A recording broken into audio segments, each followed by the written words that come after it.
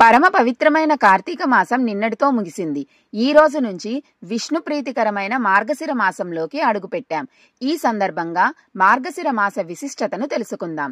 ఈ మార్గశిర మాసం 2025వ సంవత్సరంలో నవంబర్ 21వ తేదీ శుక్రవారం నుంచి డిసెంబర్ 19వ తేదీ శుక్రవారం వరకు ఉంటుంది.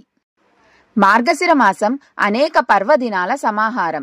విష్ణువుకు ఎంతో ఇష్టమైన ఈ మాసంలో లక్ష్మీదేవికి చేసే పూజలు, ఉపవాస దీక్షలు సకల శుభాలు కలగచేస్తాయన్నది పెద్దల మాట. మార్గశిర మాసం అన్ని మాసాలలోకెల్లా శీర్షం అంటే శిరస్సు వంటిదని అర్థం. మార్గశిర మాసంలో పున్నమి నాటి చంద్రుడు మృగశిర నక్షత్రానికి సమీపంలో ఉండడం వల్ల ఈ మాసానికి మార్గశిర మాసం అనే పేరు వచ్చింది.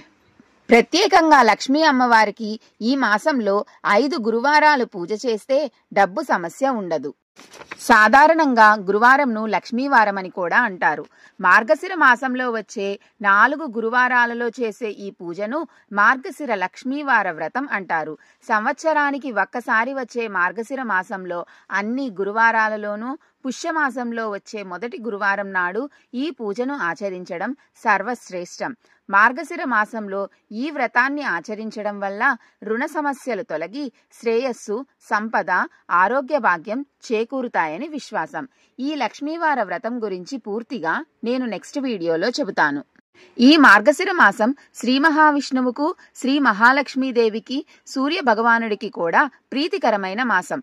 శ్రీ మహావిష్ణువుతో పాటు సూర్యుణ్ణి కూడా పూజించి శుభాలను పొందాలని ఏ పని చేస్తున్నా ఈ మాసంలో ఓం దామోదరాయ నమః, ఓం నమో నారాయణాయ నమః అని పఠిస్తూ ఉండటం వల్ల విపత్తులు తొలగి ఆరోగ్యం చేకూరుతుందని పెద్దలు చెబుతారు.